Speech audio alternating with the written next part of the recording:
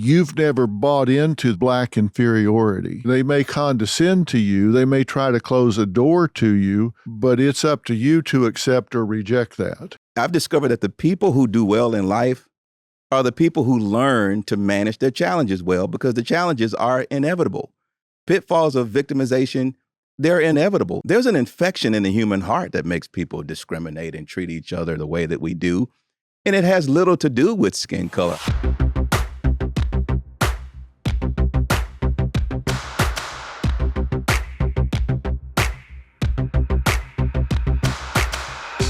Tracy Arlington, your company is... Play Safe Defense. You know how to play it safe and take care of yourself because you're a black belt in Taekwondo, correct? Correct. Tell me about Play It Safe. What is it you guys set out to do? What's your objective? What's your mission statement? Our mission statement is to teach children how to self-protect, teaching them the ABCs of self-defense, awareness, boundaries, and the Chihuahua confidence to set the boundary, but in an age-appropriate way. So we teach kids as young as 4, and of course, we're going to teach them a lot different than we would a teenager. But the kids get that whole concept. If a Chihuahua can bark off a big dog, they can too. So Right. their biggest weapon is their voice, and that's what we really want to teach them to use and set the boundaries. I want to talk about bullying. You, again, have some great, actually hands-on, specific advice for kids to use if they're being bullied at school. So Right.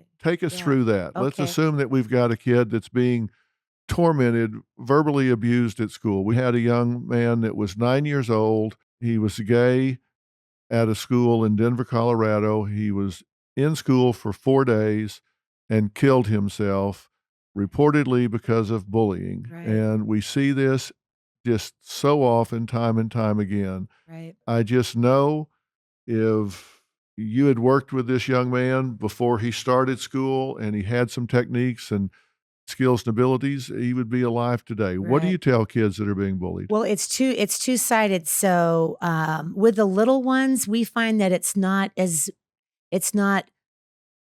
much bullying as it is more friendship drama. But then when we get into middle school and high school, that's probably where we see more of the bullying that killed this young man. So the Girl Scouts call me the girl whisperer because girl drama is my specialty. And friendship conflict is probably what we see the most. So I would say the majority of parents that bring their kids into our class, it's to handle all of that. You're not my friend anymore. You can't play with us because you're not good. I'm better at that than you are. So what we do is we teach them verbal karate. So you punch me with a mean comment. So yeah, go ahead and tell me I'm ugly, and I'm going to show you the wrong way. All right, you're just an ugly loser. Yeah, whatever. Like, I really care what you think just because you're DrPhil. See? Well, that So, really hurts. yeah.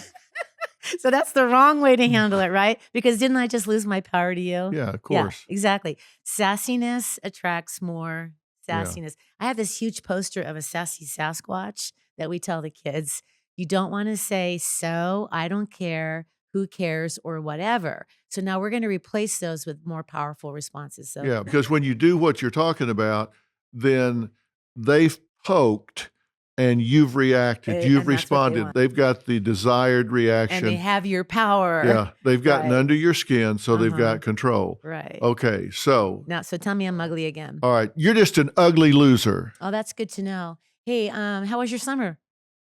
Well, fine. I mean, it takes the air out of it. It takes the air Right, out of the balloon, right? Yeah. So responses like, we have an acronym called WINNER. W, walk away. I, ignore the comment and don't look back. N, no sassiness. Say, okay, sure, or good to know, or indeed, noted. The next N, say something nice, change the subject. E is exit, so don't engage, don't fight. And then the R is report. And that's our acronym. And so we actually role play the kids in the class. They go back and forth. So they'll say, you're a baby. And then their partner has to say, hey, good to know. And they practice back and forth, back and forth. And then what we also do though, and which I'm very proud of is that we teach them to resolve conflict with the yo-yo friend, because that's the number one complaint I hear from the kids. One day she's nice to me, the next day she's not. Then she's nice, then she's not. And so we actually talk about the difference between a yo-yo friend and a true friend and how to resolve that conflict with that friend, because that's what I hear the most in elementary school. Then you turn the road and you get to middle school and high school, and that's where we see, more of the, bullying at its extreme. Okay. Yeah. So the responses that you want people to give whenever they're name called, marginalized, told they're not good enough, get away, whatever. Give me a list of responses again. Yeah. Good to know. Yeah. Okay, sure. And you have to do it with a smile, because if you don't smile, then you look mad, right? Yeah.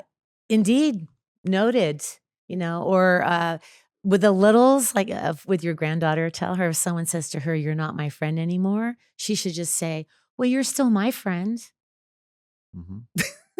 Little kids are like, "Oh my gosh, I can't believe she said that to me," just Yeah. being nice, changing the subject, Okay. but not reacting. In fact, we always say to the kids, it's okay to feel mad or sad.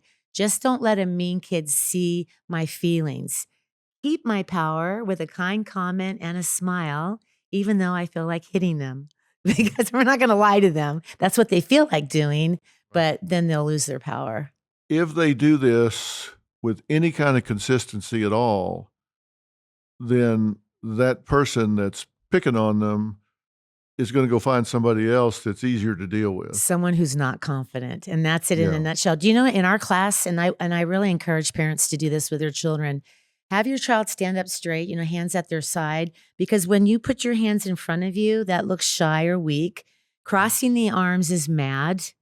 This is sassy. Okay.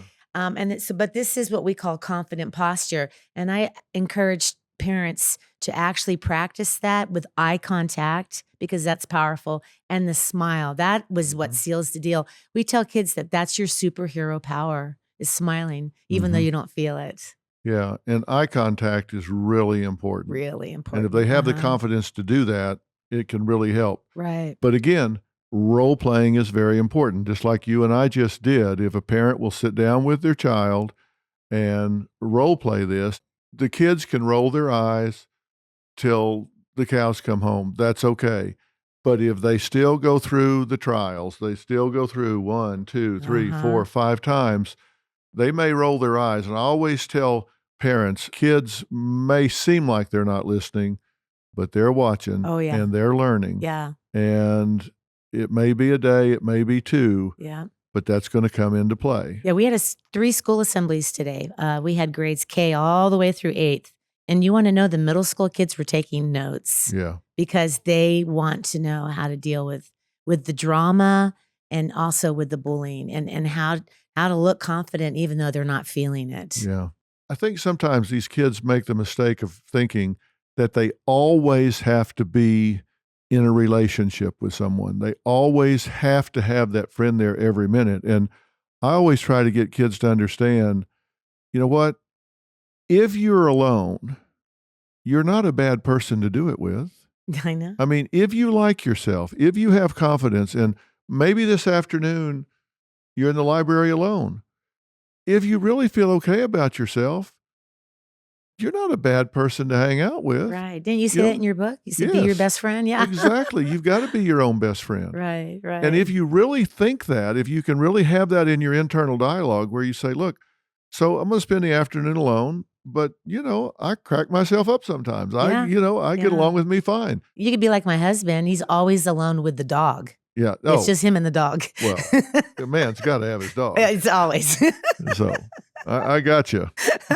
All right, let's talk about the bullying proper. Okay, right. So that, like, more physical bullying, right? Okay. So obviously, I think in middle school and high school, it's getting kids to recognize, and we do this with elementary school kids as well, but getting kids to realize what bullying is and what versus mean behaviors. So I'll ask them, if I say to you, Dr. Phil, "Oh my gosh, what are you eating? That's disgusting. Go over there and eat that." Am I being rude and mean, or am I being a bully?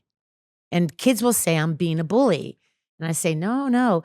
if it's constant though, if I keep picking on you and I'm picking on you for some reason, but everybody else I'm nice to, so it's targeted, that's bullying. So getting kids to understand that, and then we list off every mean behavior that we can think of. And do you know a lot of these behaviors kids don't even realize are bullying, like, embarrassing someone in front of their class, correcting someone, the eye roll, whispering in front of. That is a really disrespectful behavior. So we start listing them, and then the teachers, the feedback that we're getting is once kids understand what types of behaviors could be considered bullying, that helps a lot. But dealing with an aggressive bully, someone that wants to physically hit you, the best advice that we have is keep a mean kid more than 2 arm lengths away so they can't hit you or push you.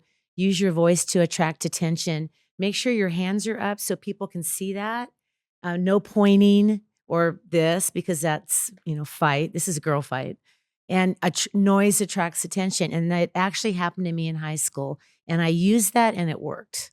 I had 6 girls try to jump me when I was a senior in high school. And I wasn't even in the martial arts. Chief David Brown. July 6th of 2016, you were a Dallas police chief. July 7th, 2016, you became America's police chief. You became chief in 2010, Yes. right? Yes, in 2010. And you had just been in that job for weeks when you lost your son. Yes. My son was 27 years old, living on his own. And he had been experiencing, I'm finding this out after the fact, experiencing bipolar, schizophrenic, adult onset behavior, Right. hearing voices. He and his girlfriend had tried to get help. He didn't like the medication. He told her not to talk to me, not to tell me about it. He was embarrassed about his mental health.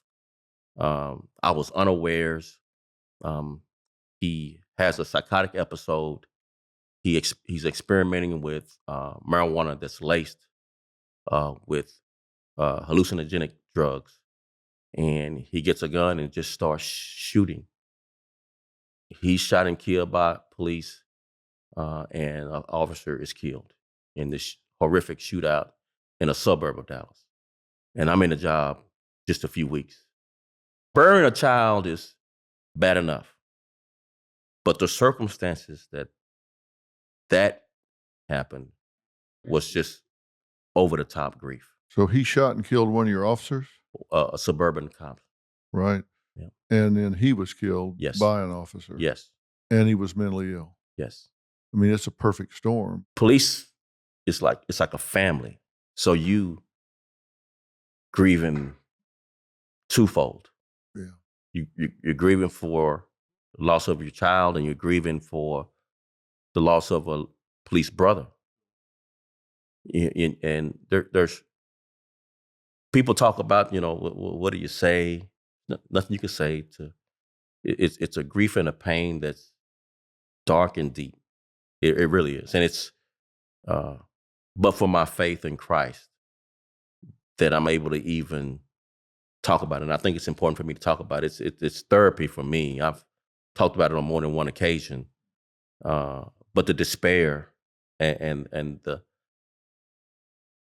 just the sense of loss, it's. And I know you talk to a lot of people that's lost people that they love. It's a big hole that never gets filled. There's time doesn't help. People tell you, just give it some time. Time doesn't help. It's just the burdens we bear that in this life, and you just have to take a step and then take another. And I got back to work as chief after 2 weeks off, DrPhil, and the criticisms were brutal. The cops feel a sense of, your son's a cop killer. That's the worst of the worst thing you could be. And, politicians do their thing, trying to figure out which way the wind is blowing. I will say, the person that hires is a city manager form of government in Dallas. And so the city manager hires the police chief, not the mayor or city council members. And City Manager Mary Soon never wavered in her support for me during that time. She really was more than stand up. Can't find the words to say, even to this day, how much I appreciate how Mary stood by me and helped me continue to lead the department. Well, I know Mary, and she is deep resolve. Yes, very much so. Yeah. You also lost a partner. Best friend. We hit it off like first day in the police academy. Walter Williams. He was 42 when he went through the academy. He served 20 years in the military. Oh, wow. And he wanted to be a police officer. He's 42 and I'm 22. And I'm thinking at the time, old man. I call him old man the whole time. I rib him the whole time. Old man, we run. He could run a mile as fast as I could. We were doing 6-minute miles, 5:25 miles. And this old man, I said, old man, slow down. You'll have a heart attack. Old man. So we get assigned to the same area of town. So we work partners. And we're 5 years into the job, and we both take a test for our first promotion. I make detective, and I'm transferred. He makes field trainer, so he becomes a field trainer. And one of my last conversations with him before he shot and killed on a domestic violence call is, man, why do you want to train rookies, man? They just gonna get you hurt. They do stupid stuff. They make mistakes. I said, come on, apply for the detective. I was gonna put a good word in for him. He said, no. We're here to help other officers learn how to do the job, David. I'll never forget that last conversation. I said, man, I said, these rookies, they're gonna you gonna have you fighting people and they just do stupid stuff. Rookies make mistakes. He was determined to give back and teach rookies how to do the job right. And he always wanted to be police chief. I said, okay, well, I'll help you, but I said, I can't deal with politics. He said, no, I'm gonna be police chief one day. I said, man, God bless you. I said, that's just not for me. I said, I want to make more money. I want to get promoted, right for my family, but I'm just going to go through the ranks and take the test. And when the last rank you can get by taking a test, that's the last one I want. That was kind of our secret. And I'll be whatever captain or whatever for you. And I'll make sure we make you look good, brother. I said, but I want no part of dealing with politicians. No, that had to be a terrible loss. Oh my God. I couldn't go to the hospital when he was shot. He didn't die immediately. And his wife at the time told me, could I go home to their home and just sit with their kids? And he had 3 kids. And I was 26 at the time and set up all night with his son and daughter and young teenager and a young child, trying to give them hope that he might pull through. And he passed away that night, and I grew up that day. I went from 26 to about 46. And of course, you did become chief in 2010, and obviously you got white officers, Hispanic officers, right. Black officers. Right. 20 reporters needing a story every day. Yeah. Always looking for something, right? Every day. And you did a lot of controversial things. I did. But one of the things you were always very outspoken about was reducing police violence. Yes. Which seems a bit of a contradiction because your favorite thing was SWAT. Yes. And you came from SWAT. And I've got friends on Dallas SWAT, and they have T-shirts that say you can run, but you'll just die tired. I mean, it's like they get called when things get bad, right? That's right. And I have a lot of that in me. At the same time, it's in contrast to this is a profession, and people in this city expect us to protect them. But you did things like fighting drug dealers. You would just park a cop on the corner where the drug dealers made their living and just park them there till it just dried up and they went away. That's right. Yeah. Why doesn't everybody do that? It makes the police officer visible. It drives the drug dealers out. And I know they say they're just going to move to Somewhere another else. corner, but then so can you. Right. Exactly. I try to do It some things. worked. Common sense ain't so common in a lot of professions, and ours is no exception. Law enforcement, no exception. So I did some very kind of common sense things that you would think Yeah. most people would try, and some people do. I don't want to Right. put out that I'm smarter than everybody else in the profession. That's not the case at all. Actually, I made a lot of mistakes in the profession, but I really tried to engage the community in ways when there wasn't a crisis that built some currency when I thought we would need it later, and when we did have a Yeah. mistake or something that happened. I really try to do things that built relationships, and it was in contrast to let's arrest them all and let God sort them out, because that's I have a lot of that in me too. Um, but I'm thankful that the part of me that really wants to build relationships wins a lot of arguments. Yeah. You have this multiracial department Yes. that you're running as a black police chief. How much did your 11-year-old friend have to do with where you wound up being colorblind? Everything. It's Talk amazing. about that. It's amazing. Every time I talk about that, I'm amazed at this story. So I'm in the first group of kids in the Dallas Independent School District that are bused during desegregation in 1971. I'm in 6th grade. And I'm going to an all-black elementary school in 6th grade. And Judge Barefoot Sanders orders Dallas Independent School District to desegregate its schools. And overnight, the next school year, instead of the school I used to walk to, I'm bused on the other side of town to Mark Twain Elementary, all-white school. Just a handful of blacks. And DrPhil, I'm not exaggerating. No one spoke to me for 3 months. Seriously? I'm walking in the hallways like I'm invisible. No one spoke to me for 3 months. And I hate it. I hate going to school. It's starting to shape my view of whites. I hadn't grown up around whites, and my school had all black teachers. So this is my experience for 3 months that no one's speaking to me. I raised my hand to answer a question. The teacher never calls on me. None of the white kids speak to me. And one day I'm walking out of the school to get on the bus to go home. The most popular white kid in school, his name is Mike Schillenberg, says, "Hey, David, you want to come to my house for dinner?" Just out of the blue. Knew my name. First person that spoke to me. I stop. The bus takes off. I turn around. And let me try to describe Mike Schillenberg. Mike Schillenberg is a 6th grade, 11-year-old Brad Pitt looking guy. I mean, all the guys look up to him in 6th grade, and all the girls love Mike Schillenberg. Popular, good looking, blonde hair, blue eye. I mean, just picture perfect.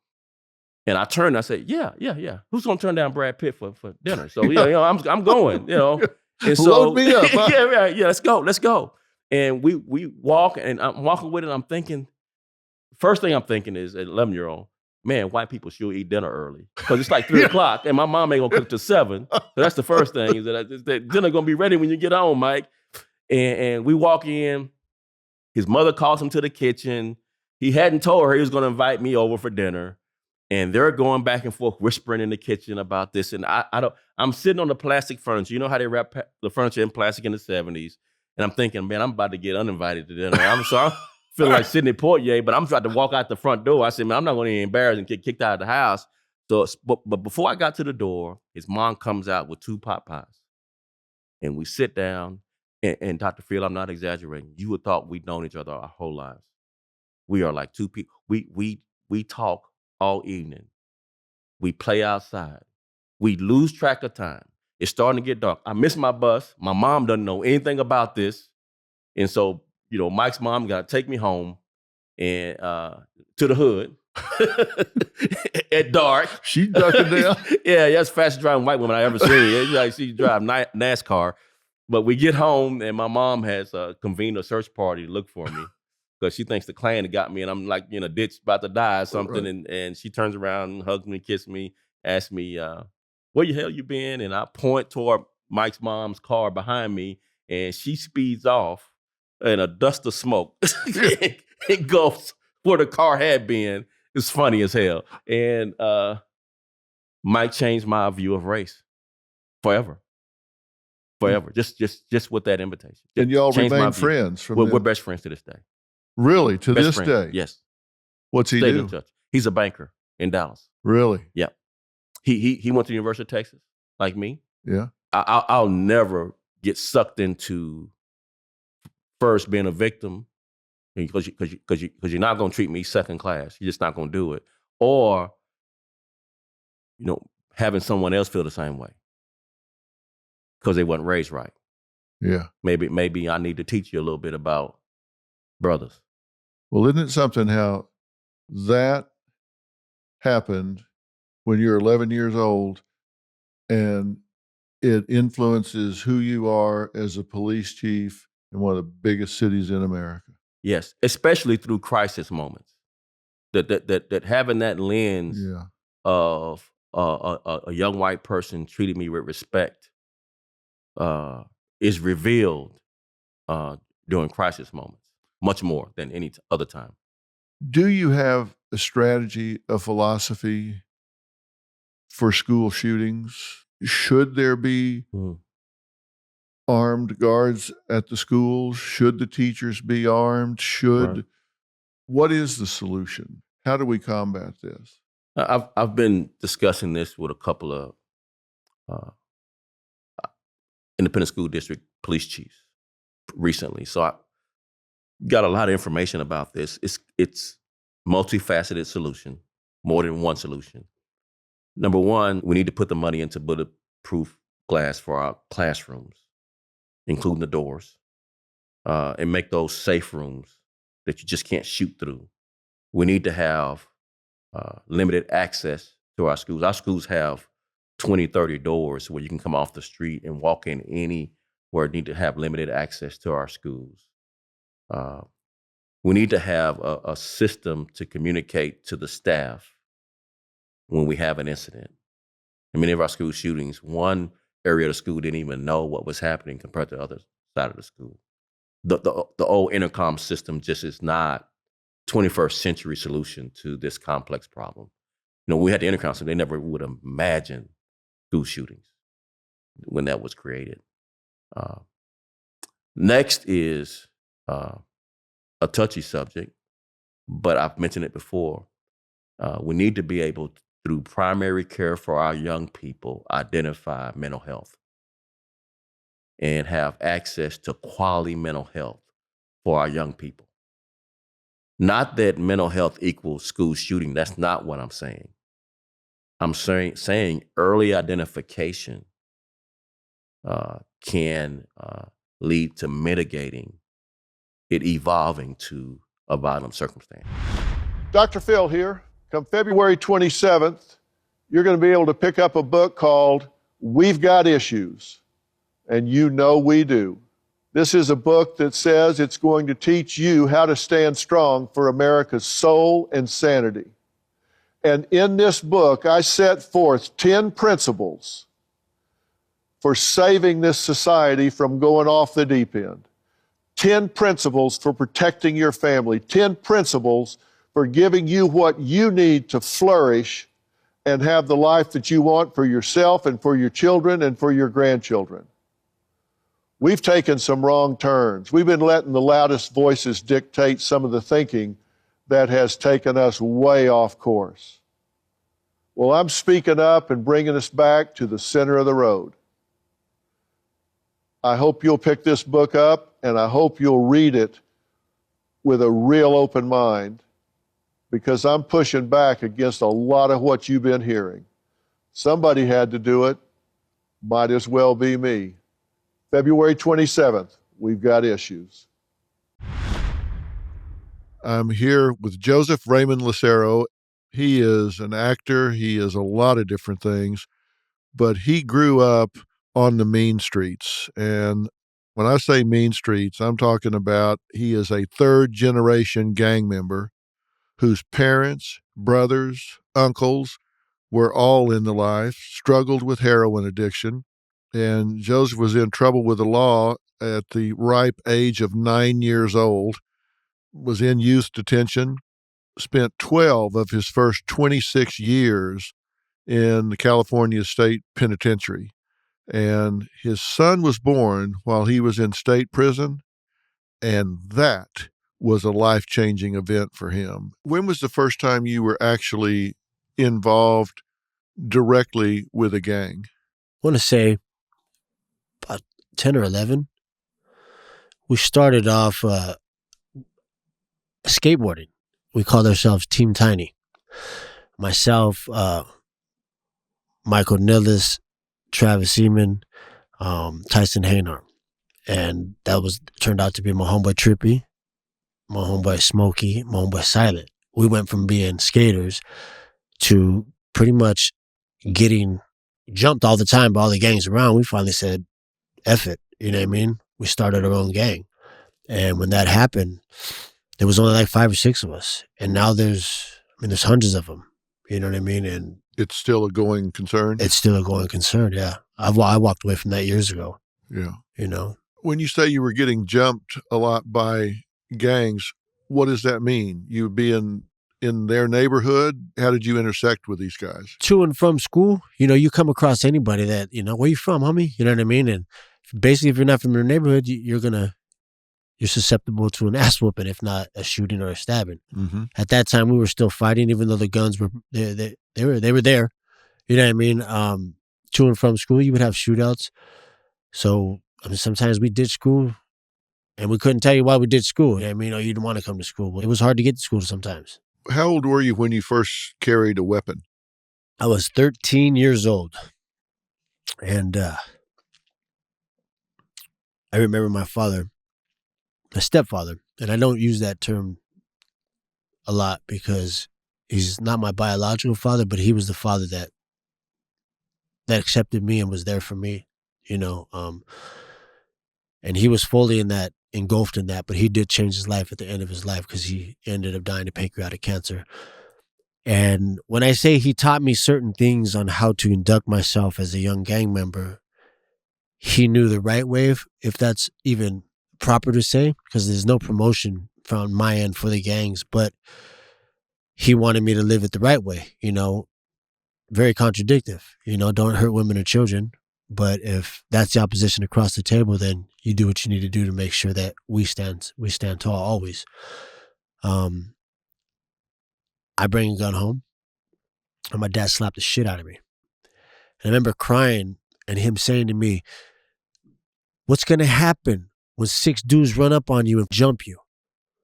I'm going to fight. I'm going to scrap, take an ass whooping. Shut up." And he slapped me again. "You're lying to me. You're going to pull that gun out and you're going to shoot. And then you're going to do something that you're never going to forgive yourself for and you're never going to be able to take back. You're going to take somebody's life and you're going to spend the rest of your life in prison." And that was the first time in my life that I had really understood maybe how important or what guns could really do.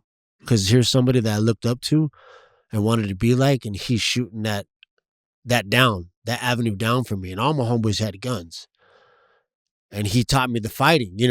He just taught me certain things to be a proper gang member. And I hate to use that because there's nothing proper or right about being a gang member. But there is a culture and there are mores and folkways within the gang. They have a protocol, they have a code of conduct within the gangs, right? Yes, sir. And that's what he was teaching you. Yes, sir. So you didn't run afoul of that and disrespect somebody without realizing what disrespect looked like or what behaviors would be interpreted that way. Yeah, and then the consequences to follow that. You know what I mean? I wasn't aware of those things. This was the first time I got the tattoo. I got San Diego on the back of my neck. He wanted to slap the shit out of me again. San Diego's big. You don't own San Diego. What the hell did you do to put that city on the back of your neck? And I remember thinking, I thought it was cool. I got San Diego. I'm tattooed like my dad. I'm getting closer to being like the man that I want to be. That's just that doesn't see me as his son or whatever the case may be. I thought I was becoming more like him because I was becoming more of a cholo and I was putting in work. I was getting the tattoos. I was trying to be like him. I thought that's what I had to do to earn that love. And I got another schooling on tattoos. You earn those. You don't just put them on. Lames put them on. You're not a lame, son. And what's a lame? In his way, a lame would be somebody that is doing the gang stuff for all the wrong reasons and has all the bad schooling techniques on how to be a gang member. If you're going to be a gang member, do it right. It's very contradictory. We don't hurt women or children. We do what we do, and the opposition knows that they're the opposition and we're their opposition. So there's an understanding between the two of us. So 13 was the first time you carried a gun, and he didn't much like it. So did you put the gun down for a while and then start carrying again? Did you stay armed during your time when you were in the gangs? At different times I did, and at different times I didn't, because always in the back of my head, I knew I didn't want to kill anybody. I would picture scenarios were going to happen, and I would have these flashes, and I knew in my heart that I wasn't a killer. I knew in my heart that I never wanted to take anybody's life. And I started to carry a gun less and less. You know what I mean? And it didn't take away from my loyalty to my homeboys and representing, but I was an educated one too. And I was taught from the older ones that I wasn't just somebody that just jumped when they said jump, that I had some sort of brain power and I was able to strategize certain situations. And I had no idea. You know what I mean? I'm just trying to please the next person so I can get some fulfillment of the void that I'm missing in my chest. Whatever it takes, I'm gonna fill it up.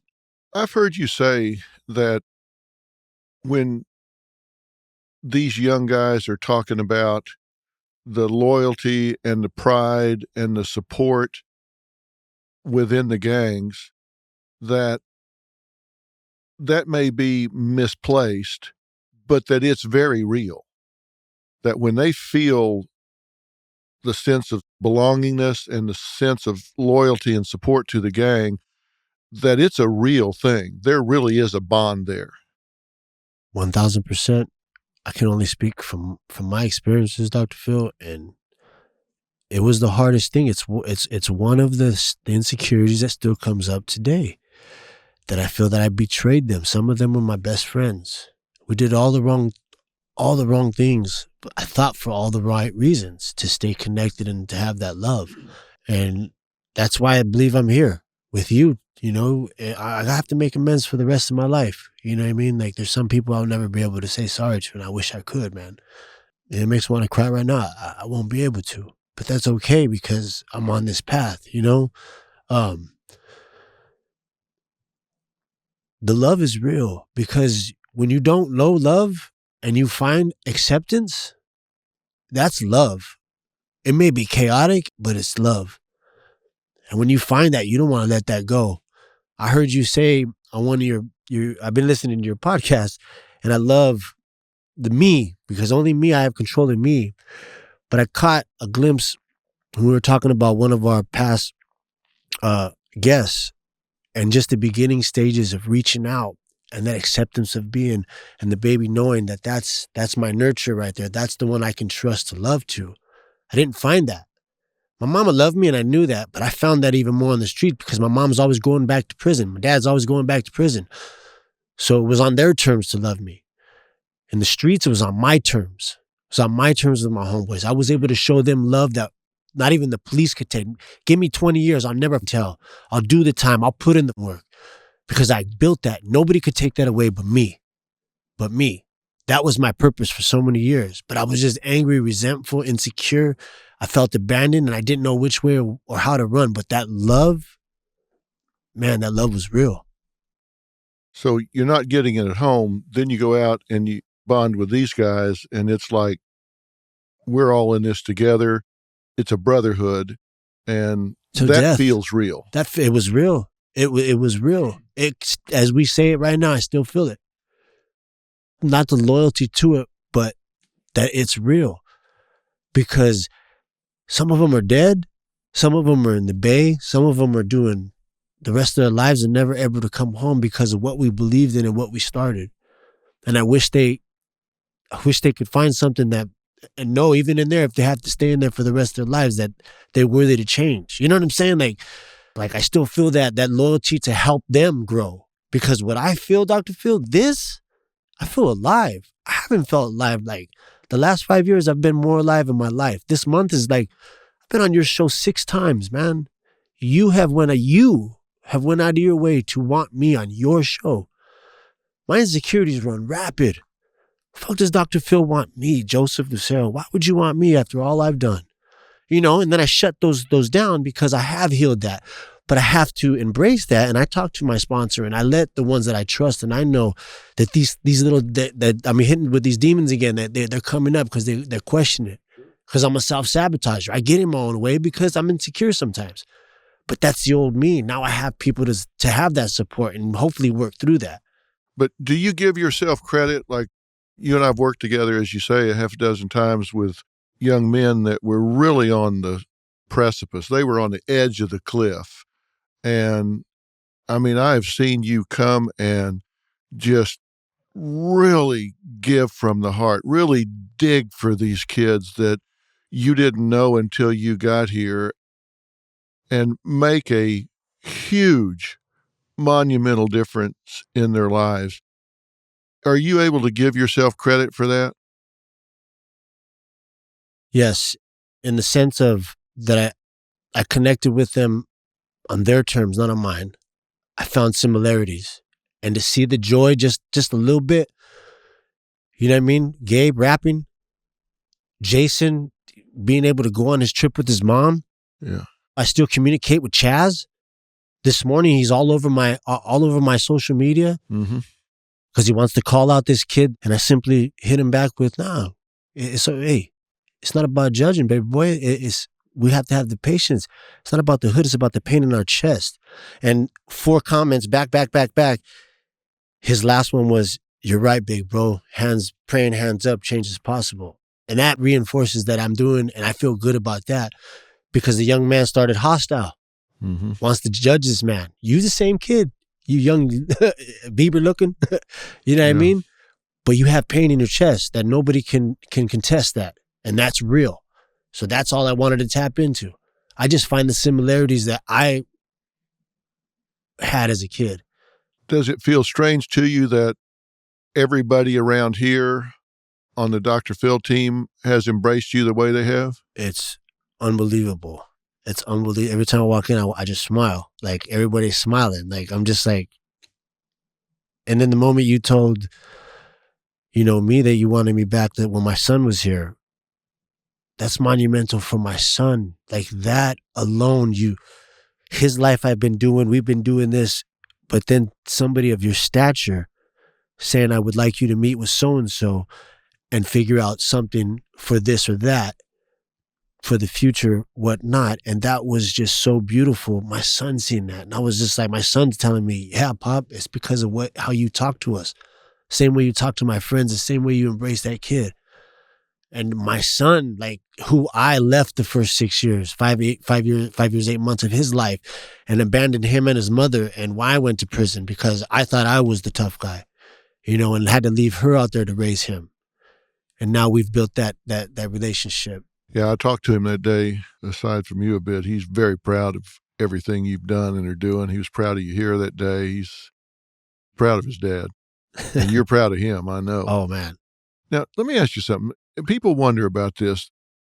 You see the gangs, and you said it's different now where you call it post up on the streets. They spend a lot of time on the street, hanging out. Are they doing drug deals? What are they doing on the streets?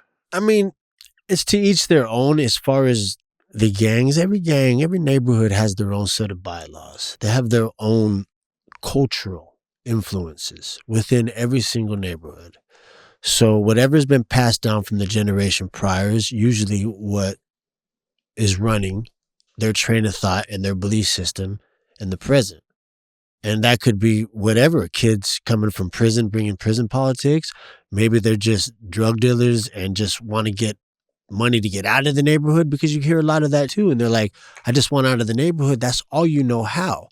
I've gone into some of these neighborhoods when I was a case manager for Homeboy Industries, and I got 3 and 4-year-olds that can spell out gang signs with their fingers, but cannot write letters or numbers on a piece of paper, and that will not say any C words when they're speaking to me or not say any B words when they're speaking to me. And that would blow me away, but it gives you a glimpse into not just their parents and their home life, but the community as well. And it's not necessarily a bad thing because that love is real. It becomes bad when we start to promote the gang violence and we start to commit crimes and we start to victimize those around us and we start to just have no respect for law and rights of others. That's what needs to be addressed and stopped. But that's not going to stop until I believe it's a mental health issue with our youth, with our adults. And if we understood where the pain came from, these kids could take that as a class, younger than young, you know what I mean? Mm-hmm. And be able to embrace that. They would get fundamental skills, fundamental daily skills, moment by moment skills, which I think are more important than 2 + 2 right about now, because the way our youth is just running from us. You know what I mean? Like it's sad. Like it breaks my heart. I'm so blessed to be in my kid's life. My kids have both their parents. It breaks my heart, these other kids that my daughter befriends, and they don't have that. And you want to coddle them. You want to do more. It's like you just want to help because kids shouldn't hurt. Dr. Phil, right? They shouldn't. I'm representing change. I'm trying to heal, trying to plant seeds and instill self-worth. I want people to find joy in life. And that's totally against what, we represented before. If we've got people listening to this right now, whether they're young people that are thinking it's the cool, badass thing to do to get in the gang, or we've got parents whose kids are starting to dress like a gangbanger and starting to walk and talk and kind of take on the persona and are flirting with that life, what do you say to them? Say to the kid or the parent? The kid. It's not necessarily what I would say. It's we get to know him. You got to spend a day with a kid like that unless, I got this sheet spread out for me the way you do it. So that's one thing, like, it's beautiful that you're able to do. When you have it cold and raw, you just have to listen. For me, I listen. And I will find a few things of similarities between us. And that's what lets me know the kid's pain or whatnot. And then I'm able to hopefully connect on that pain to where he'll give me some sort of ear, just a little bit, so I can hit him with something. For me, it's building that relationship to hopefully when I do hit them, that they'll be more receptive, that rather than resistant. Because they're already resistant. Everybody's judging them. They're scared. They're apprehensive. Walls up. Why would I bring it down? You know what I mean? And I know that and I accept that. So I have to be ready for that. So I try to just listen. Pastor James Ward says that the core conviction to overcome is the first step to shifting from victim to zero victim thinking. So we're going to talk about Pastor James' book, Zero Victim, Overcoming Injustice with a New Attitude, and ways we can get out of victimhood. And when I say get out of victimhood, it really is an escape, because this can be a prison that we get caught in our lives. It can be a way of looking at things. It can be a lifestyle. It can be an attitude of approach to how we live our lives. I think Pastor James has really identified something that I think can be outcome determinative in a person's life. Your book couldn't be more timely. Congratulations on an excellent book, by the way. But what caused you to write this particular book, Pastor? Well, it's really something that sprang from my own life. Just the backstory.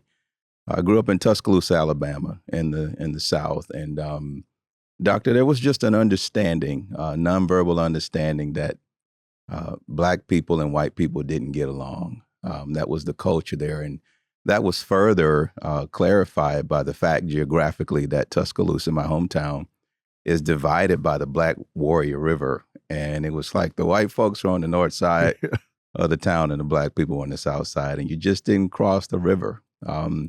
I remember going into third grade at the tail end of integration when we got the news that we were going to be bused to the white side of town. I really don't recall In my mind, seeing a white student, a few teachers at our black school were white, but I really don't recall seeing a white student until I was bused to the north side to go to school.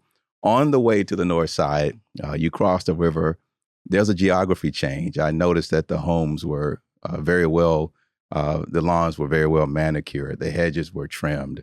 The streets were clean, just a different world.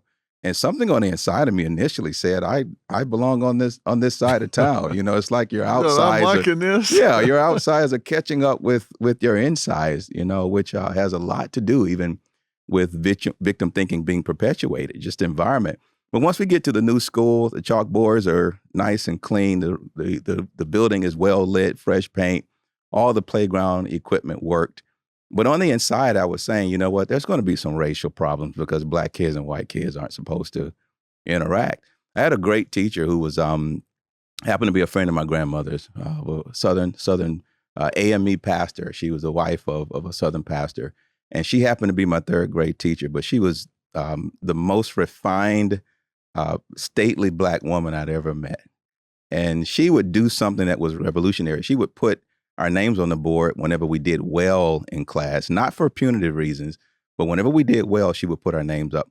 I noticed that my name was on the board quite often, and something was happening on the inside of me. And really by providence in third grade, it hit me that the white kids around me weren't against me and they weren't keeping me from doing well in school. And from that point, the seed was planted in my mind that I didn't believe in white supremacy because I didn't believe in black inferiority.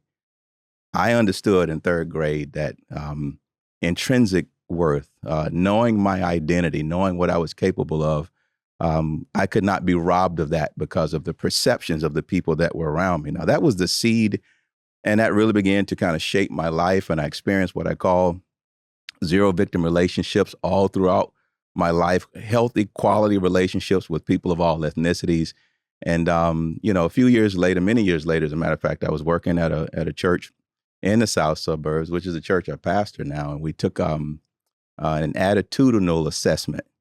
And in that attitudinal assessment, one of the categories, it graded the degree to which you saw yourself as a victim. My score comes back as 0. And eventually the guy who facilitated the assessment said, you know, I need to talk. I've never seen anybody score 0 in the area of victim thinking. Where did that come from? How did you approach life? You know, what is your thinking? And I explained to him what happened to me in third grade when I was really liberated and freed from understanding and believing that the people around me could marginalize my life. Now, that's not to say that we don't have a number of challenges in our society and broken systems. Of course we do. Broken people create broken systems, but not being a victim of the system and knowing that the things that are in me, what God has placed in me, who I am, those are much, much more powerful forces than the opposition that comes against me. And I think that's the premise of zero victim mindset. Imagine what people could do in life if they did not believe that they were victims. Of course, things happen, but, you know. Well, of course. And let me ask you about that. You said you didn't believe in white supremacy because you didn't believe in black inferiority. Yeah. Do you think you have to have one in order to have the other?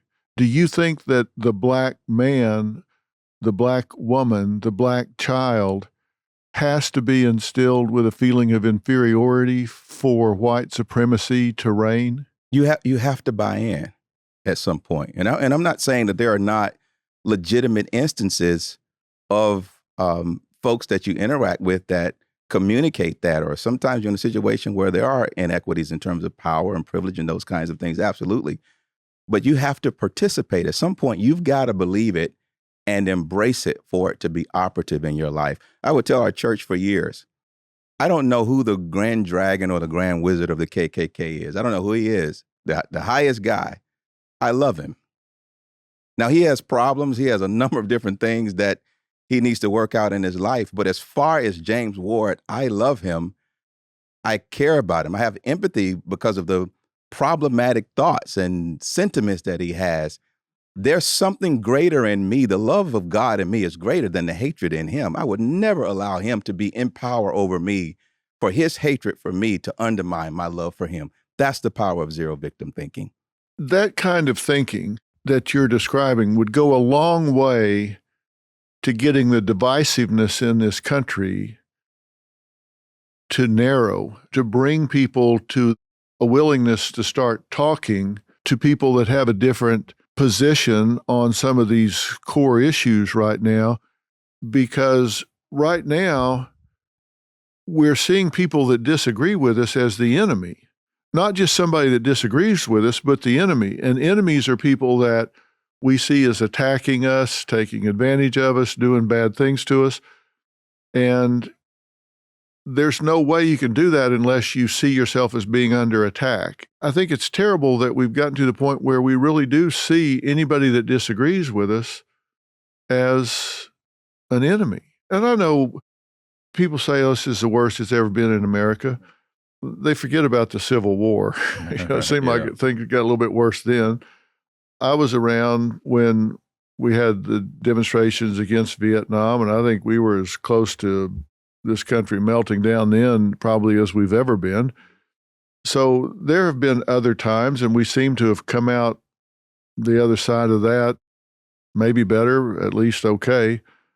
But I don't know that we've put on our victim hats and painted our counterparts as enemy as much as we do now. I think what you're saying is really important to say, let's talk this through. Let's really share. And it goes back to what we started talking about. We need stronger people where we don't have to feel so threatened every step of the way. And there's a greater tragedy, Dr. Phil. I'm glad you mentioned the Civil War. There's another spiritual principle. When I talk about spiritual and moral law, Jesus says this: a house divided against itself, it won't stand. And at some point, we have to recognize that the division in our nation will eventually become an irreversible problem, a greater problem that now we're talking about the essence of our nation now can implode. I'm talking about our nation can literally implode if we don't get a grip on the division that's taking place. And zero victim thinking neutralizes that so that we can at least be civil and respectful and intelligent about our discourse to respond by reason to these challenges. I have no doubt in my mind that we are sensible and intelligent enough to solve every problem we're dealing with in America. I don't believe that we're some kind of specimens in a test lab to just react to whatever happens in life. God created us in his image to be very intelligent. I think we're more than capable of solving the issues that we need to in life. But again, there's such an emotional, visceral reaction that's being monetized, weaponized, politicized. Who's gaining from the division in our society? That's another question that has to be asked. But I think there's no question at all that we can address these issues if we can ever sit down from a zero victim perspective. You used to be able to have a debate and then walk off the Senate floor and go have lunch with your adversary and come back. And the comment I get now is, well, if it's all the same to you, I don't want to go have lunch with a baby killer. Well, okay, I understand, but let's find maybe a place to start. Yeah. We don't have to go there on the first sandwich. Let's find a place to at least treat each other with dignity and respect. Sure. And maybe we can find something that we can both live with. Looking at this from a psychological standpoint, if we look at violence, for example, you go into a neighborhood in Chicago, LA, New York, or whatever, and they'll say, well, they're violent neighborhoods. You can identify neighborhoods where the violence is located, but research tells us that within that neighborhood, there are locations within a neighborhood where most of the violence is centered. You can go into a few city blocks and you can find portions of blocks where there are micro locations And you can identify sometimes what you can count on both hands, where the perpetrators for 80 or 90% of the violence are among bad actors you can count on both hands. It might be 6, 8, 10 people in a micro-focused area within a neighborhood.